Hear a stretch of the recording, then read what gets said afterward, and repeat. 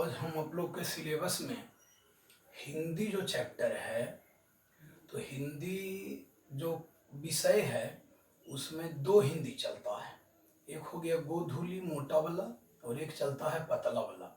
तो पतला वाला जो हिंदी है वह भी परीक्षा के दृष्टिकोण से एकदम इम्पोर्टेंट है, क्योंकि 6-7 नंबर का क्वेश्चन एकदम निश्चित रूप से आता है।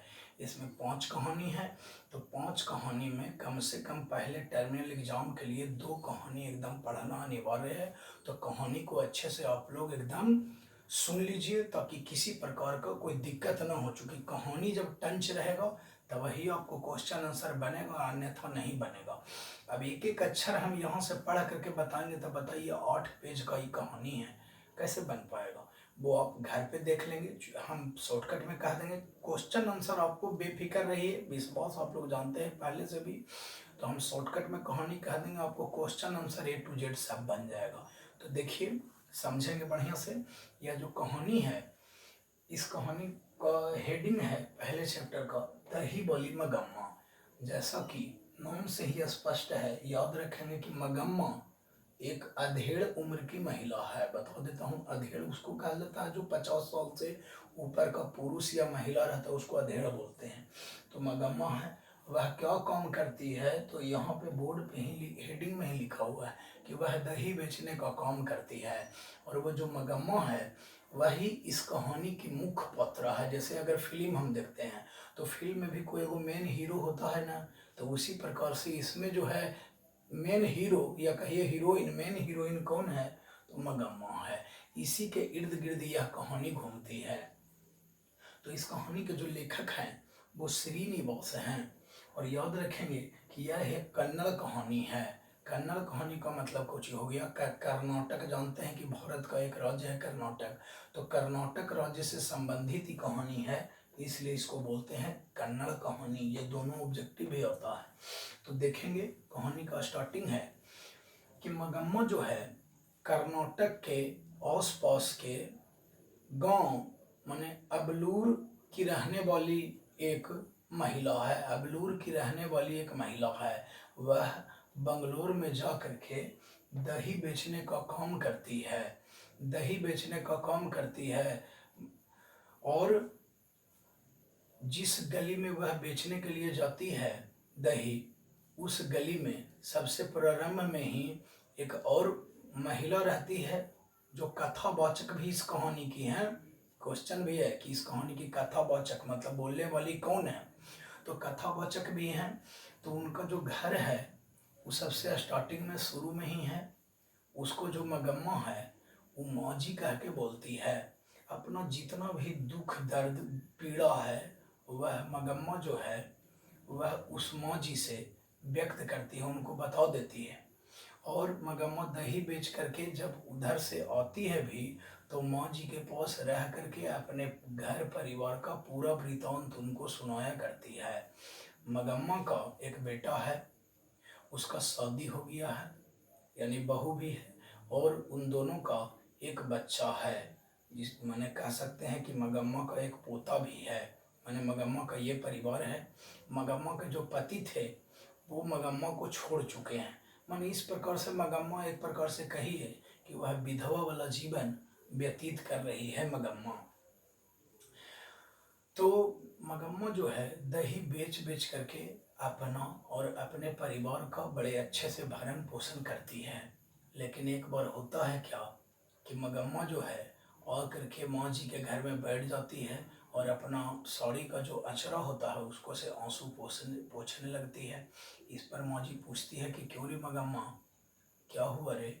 तो इस पर बताती है कि माँ जी देखिए, बेटा जब तक छोटा रहता है तो अपने माँ के पल्लू के पीछे पीछे, यानी कहने का मतलब है कि माँ जिधर जाती है उधर ही वो जाते रहता है। लेकिन जैसे ही उसका शादी हो जाता है तो वह माँ को भूल जाता है, और बस अपना जो बीवी उसको जो बात बोलती है वही उसको अच्छा लगता है। इस पर माँ जी पूछती है कि क्यों रे, क्या हुआ? बहू ने कुछ बोल दिया है, झगड़ा हो गया है? इस पर मगम्मा बताती है कि हाँ माँ जी, जो हमारी बहू है वो अपने बेटे को मार रही थी, तो मैंने उसे मारने से मना किया, तो उल्टे वह मुझी से लड़ाई झगड़ा करने लगी कि आपको क्या जाता है, हमारा बेटा अगर गलती करेगा तो क्या हम उसको हम नहीं मारे। तो इस पर दोनों में बहुत बहस होता है, और बहस होने के बाद मगम्मा बोलती है कि आने दो तुम्हारे घर वाले को, यानी कहने का मतलब कि जो बहू से जब लड़ाई हो रहा है तो उस बहू का घर वाला हो गया इसका बेटा, कि आने दो घर वाले को, आज उसको सामने तुम्हारी शिकायत करूँगा। तो जब घर वाला आता है यानी इसका बेटा आता है मगम्मा का, उसके सामने मगम्मा जो है सारा वृतांत बताती है। तो इस पर कहता है, इस पर बेटा भी जो है माँ को ही मना करता है कि क्यों माँ, अगर ये अपना बेटा को मारती है तो मारने दो, तुमको इस झगड़ा में पड़ना नहीं है, मैं तुम्हारा बेटा हूँ, तुम हमको मार लो, लेकिन इसको कुछ नहीं बोलो। हमको इसी के लिए बहुत तकलीफ हुआ माँ जी कि शादी के बाद बेटा अपना नहीं रह गया, उसको बीवी का मतलब वो गुलाम हो गया है, जो वो कहती है वही मानता है, हमारा बात बिल्कुल भी नहीं सुनता है, जो हमारे इस दुनिया में कोई नहीं है अब। तो माँ जी जो है उनको समझा करके, अच्छे से तरीके से समझा करके कि देखो मगम्मा, अपनी बेटे बहू के साथ रहो, जाओ घर पर मिलजुल करके रहो। उसके बाद मगम्मा को भेज देती हैं घर, मगम्मा को घर भेज देती हैं। तो उसके बाद मगम्मा फिर आकर के बोलती है कि माँ जी, आपने तो हमको घर भेज दिया था, लेकिन वो सही से, यानी हमारी पुतोह, हमारी बहू जो है वो सही से रहने देगी, घर को चलने देगी। माँ जी पूछी कि क्या हुआ, तो बोली कि जब एने से आपके पास, एने से दही बेच करके उस दिन जब हम गए तो अपना खाना पीना बना ली, अपना पति का बना ली, और मेरा बर्तन भांडा जितना सब था, चावल उबल दे करके और कुछ नमक तेल जो था वो अलग करके छोड़ दी। हम खुद जा करके अलग अब बनाने लगे हैं माँ जी, जो हमको अब खाना नहीं बनाती है, हमारा वो कोई दुख दर्द से उसको कोई मतलब नहीं है, हमको एकदम बिल्कुल अलग कर दिए। फिर भी माँ जी समझाती है, लेकिन अब बहू मानने के लिए ही तैयार नहीं होती है। जब मगम्मा को इतना दुख पहुंचता है तो एक बार क्या होता है कि मगम्मा जो है, थोड़ी ये भी जानना है कि मगम्मा अंधविश्वासी भी है। जब बेटा बहू से उसको झगड़ा हो गया, बेटा बहू से अलग हो गई, तो एक बार मार्ग में आते समय जो है इसका शरीर से, माने इसका सिर से कौवा का संपर्क हो जाता है। इस पर मगम्मा डरने लगती है कि कौवा से हमारे शरीर का संपर्क हो गया है तो कहीं हम मर न जाएं। लेकिन बाद में उसको इस बात का भी अथी होता है कि चलो, जब बेटे बहू हमको पूछने के लिए तैयार नहीं है तो हम मर भी जाएंगे तो किसी प्रकार का कोई दिक्कत नहीं है, फिर भी भेज देती है। जब अलग रहने लगती है तब मगम्मा, हाँ ये क्वेश्चन याद रखेंगे, ये क्वेश्चन है कि मगम्मा का अपनी बहू के साथ किस बात को लेकर विवाद था, यह क्वेश्चन है, अब पीछे में देख लेंगे, हम लोग बार बार पढ़ाते रहते हैं, हमें याद है। मगम्मा का अपनी बहू के साथ किस बात को लेकर विवाद था, तो आंसर होगा कि मगम्मा का अपनी बहू के साथ अधिकार को लेकर विवाद था। मगम्मा का अपनी बहू के साथ अधिकार को लेकर विवाद था। मगम्मा जो है अपने बेटे, बहू और पूरे घर पर अपना अधिकार जमाए रखना चाहती थी, जिसे उसकी बहू पसंद नहीं करती थी, और यही विवाद का कारण था। अक्सर घर में भी यही होता है, देखबे करते होंगे कि मौलिक मम्मी भी बनने लगी चाहते हैं और मामा भी बनने लगी चाहते हैं। यही कारण से मम्मी और मामा, अपने घर में भी आप लोग देख सकते हैं कि मम्मी और मामा दोनों में माने महाभारत शुरू हो जाता है, माने सब मौलिके बनने लगते हैं। यही विवाद का कारण था।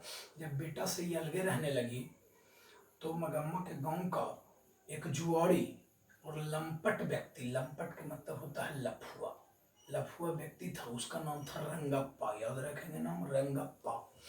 वह क्या करता था, जब ये जुआरी है तो उसको पैसा का जब दिक्कत हुआ तो वह मगम्मा के बारे में जान गया कि अब तो ये बेटा बहू से अलगे है, तो जो भी दही से आमदनी होता है इनकम, वो तो अब इसके पासे था, तो वह मगम्मा के पीछे पीछे लग जाता है।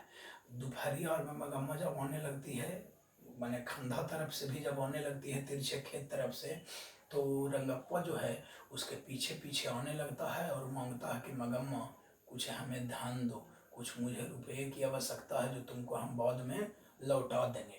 मगम्मा के आगे पीछे लगा रहता है, मगम्मा को बहुत डर लगता है।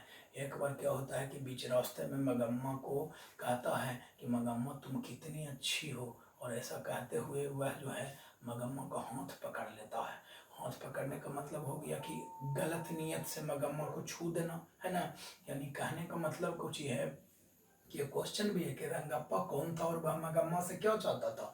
तो आंसर होगा कि रंगप्पा मगम्मा के गांव का एक जुआड़ी और लंपट व्यक्ति था, और वह मगम्मा से धन के साथ साथ उसकी इज्जत भी लूटना चाहता था। लेकिन मगम्मा जो है गरीब भलुक थी, लेकिन वह गलत चरित्र वाली नहीं थी।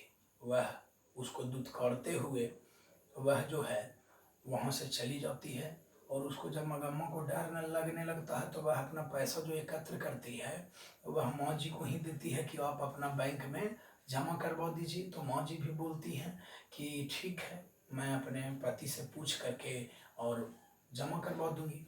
जब बेटे बहू से अलग होने लगी मगम्मा, तो जब इसके पास पैसा हो गया तो माजिद को तो रखने के लिए दिया ही, और उसके बाद इसका जो पहनावा है वह बहुत अच्छा हो गया। मखमल का ब्लाउज अब पहनने लगी मगम्मा, इसलिए क्योंकि वह सोचने लगी कि अब हम पैसा किसके लिए जमा करके रखें।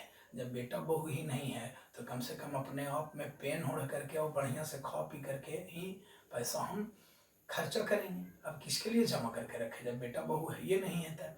तो यही बात है। इसके लिए जब मखमल के ब्लाउज वह पहन करके जब जाती है अपने घर में, तो इसके कारण उसको बहू भी ताना देती है कि देखो हमको कहनो आई तक के वो मखमल के ब्लाउज नहीं दी खरीद करके, और अपने जब अलग हो गई तो मखमल का ब्लाउज पहनने लगी। इस पर जो है मगम्मा अपनी बहू को डांटती हुई कहती है कि जेवर विवाह में तुम्हारा जब हुआ तो हमने इतना गहना जेवर चढ़ाया, और साल में 2-3 मैंने कभी कनवाली तो कभी कभी झुमका, तो क्या क्या चीज़ देते रहते हैं साल भर में, और तुमको देवे नहीं करते हैं। यही बात है। तो दोनों के बीच में विवाद बढ़ गया था काफ़ी ज़्यादा। लेकिन जब बहू को यह पता चला कि रंगप्पा नाम का व्यक्ति कोई हमारी सास के आगे पीछे डोरे डाल रहा है, और माँ जी जो है उसको पैसा देने के लिए तैयार हो गई हैं, तो बहू एक षड्यंत्र खेली। बहू क्या षड्यंत्र खेली, तो देखिए क्वेश्चन है वो बहू ने सास को मनाने के लिए कौन सा तरीका अपनाया।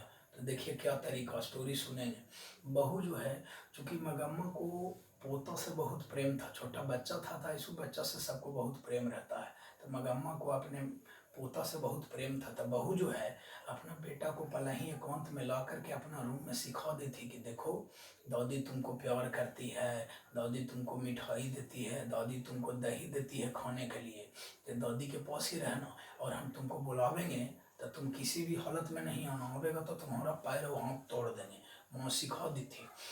तो जब उधर से दही बेच करके जब आई मगम्मा, तो उसका जो पोता था, तो पोता जो था वह अपनी दादी माँ से लिपट गया कि अब हम आप ही के पास रहेंगे, आप ही के साथ खाएंगे, आप ही के साथ हम सूतेंगे। तो मगम्मा खुश हो गई कि भाई पोता हमारा हमारे पास आ गया। लेकिन जब कल कल दही बेचने का जब नौबत आया, तो बच्चा भी जिद करने लगा कि हम भी जाएंगे तो आपके साथ बेंगलोर बेचने के लिए, दही बेचने के लिए हम भी जाएंगे। इस पर जो है मगम्मा को धर्म संकट खड़ा हो जाता है कि चूंकि अब 3 मील 4 मील चलना है दही लेकर के तसला में लेकर के, और बच्चा को गोदी में लेकर के चलना, दोपहरिया का समय है, यह संभव उसके लिए नहीं था चूंकि बूढ़ी हो गई थी, ज़्यादा एज के हो गई थी। तो जब मना कर रही थी बच्चे को, तो बच्चा जिद्द कर रहा था कि हम जेबे करेंगे। तो दोनों के बीच में जब जिद होने लगा, तो मगम्मा का जो बेटा और बहू थी, और बहू का नाम याद रखेंगे, ऑब्जेक्टिव है कि मगम्मा का बहू का नाम क्या था, तो आंसर होगा नजम्मा। नजम्मा। तो वह जो है जब दोनों मिल के देखा कि पोता को मना कर रही है, तो बहू और बेटा जो है आ गया मगम्मा के पास और माफ़ी मांग लेगा कि माँ उस दिन हम लोग से बहुत गलती हो गया था। यहाँ तो षड्यंत्र दूसरा है, यहाँ तो चाह रही है कि पैसा अगर हम नहीं सटेंगे साथे अपनी माँ के बीच में, माँ से हम नहीं सटेंगे तो ये तो पैसा दे देगी रंगप्पा को। यहाँ तो षड्यंत्र दूसरा था। लेकिन खैर पोटना था तो ऐसे बोली कि माँ उस दिन हमको से बहुत गलती हो गया है, जे क्षमा कर दो, जे बड़ों का फर्ज होता है छोटों को क्षमा कर देना। तो यही बात है। तो जे अब बहू बोलती है, कि अब आप सिर्फ घर में आराम करिए और दही बेचने अब प्रत्येक दिन हम ही जाएंगे, दही बेचने के लिए प्रत्येक दिन हम ही जाएंगे। तो ठीक है। एक दिन क्या हुआ कि बहू और बेटा माने पोता, बहू पोता और मगम्मा तीनों गए और वहाँ जा करके माने प्रत्येक घर को पहचानवा दिए कि हाँ भाई अब हम दही बेचने के लिए नहीं आएंगे। मगम्मा बोल दी सब घर में, मौजी को भी बोल दी कि देखिए मौजी, यही है हमारी पुतोह नजम्मा, नजम्मा यही अब दही बेचने के लिए आएगी। और प्रत्येक घर में चिन्हा दी कि हाँ भाई अब हम दही ना बेचे लगे, वो हम बूढ़ी हो गई हुआ, बस अब हम आराम करबो, यही दही बेचेगी, हमारी बहू है, आप लोग जैसा मेरे साथ व्यवहार करते थे वैसा ही व्यवहार इसके साथ करेंगे। तो लोग भी सोचे कि ठीक है भाई चलिए, हमें दही से तो मतलब है। तो इतना के बाद क्या हुआ कि जो दही बेचने का व्यापार है वो नजामा अपने हाथों में ले ली। अब तो जे भी पैसा दही बेचने के बाद आया उसका मलकिनी बन गई नजामा, इसकी बहू बन गई मलकिनी। अब प्लस मगम्मा के पास जे भी पैसा था वो भी रखने के लिए दे दी अपनी बहू को ही। तो एक दिन जब नजम्मा यानी मगम्मा की बहू आई माँ जी के पास तो बैठी यहाँ पर, तो माँ जी पूछने लगी कि क्यों री नजम्मा, तुमने ये सब कैसे कर लिया, मैंने अपना मगम्मा के हाथ से ये सब कैसे ले लिया व्यापार को, कौन बुद्धि लगाई। तो नजम्मा बताती है कि नहीं जानते हैं माँ जी, हमको पता चला ना कि हमारी सास रंगप्पा को पैसा दे रही है, तो हम सोचे कि अगर साथे आवेंगे तो हमारी सास जो है वो सारा जो है पैसा दे देगी, रंगप्पा जो जुआरी लंपट व्यक्ति था उसको दे देगी। इस कारण से यह सब षड्यंत्र जो है मेरा ही था और मैंने ही अपने बेटे को जो है माँ के पास मैंने भेज दिया था कि भाई जा करके दादी के पास रहो। और दोनों के बीच में जो है इस प्रकार से लिंक जोड़ने का काम कौन किया, तो वही बच्चा ही किया। अब वो क्वेश्चन है कि सास बहू ने सास को मनाने के लिए कौन सा तरीका अपनाया, तो आप जानिए गए कि हाँ कौन सा तरीका अपनाया कि बेटा को क्या क्या सिखा पर पढ़ा करके मैंने मगम्मा के पोता को भेजा कि कौची देती है क्या देती है, ये तो आपको पहले बता ही दिए। फिर इस प्रकार से मगम्मा मने रहने लगी घर पर ही और दही बेचने का जो काम है और पूरा पैसा का जो मालकिन है वह उसकी बहू बन गई। और अपना बुद्धि के बदौलत यह भी एक ऑब्जेक्टिव है कि बहू और सास यानी मगम्मा और नजम्मा दोनों में कौन अधिक बुद्धिमती है, माने कौन ज़्यादा बुद्धिमान है। तो आप लोग अपने जान गए कि हाँ बुद्धिमान तो हुई बहू ना, बहू हुई यानी नजम्मा, कहे कि अपना टेक्निक के बदौलत अपना बुद्धि के बदौलत मगम्मा का पूरा दही बेचने वाला व्यापार जो है अपना अंडर में कर ली। फिर इसके बाद जो है बढ़िया से तरीका से अच्छे से देख लेंगे वीडियो को, कहानी हमने पूरा कह दिया है, एकदम बेफिक्र रहिए, क्वेश्चन आंसर एकदम बन जाएगा। उसके बाद क्वेश्चन आंसर लिखावेंगे, वीडियो को रोक रोक करके अच्छे से तरीके से लिखेंगे जब तक कि लॉकडाउन ख़त्म नहीं हो जाता है। अच्छे से रहिए लेकिन पढ़िए जरूर, सब एकदम टंच के ले जाइए बस।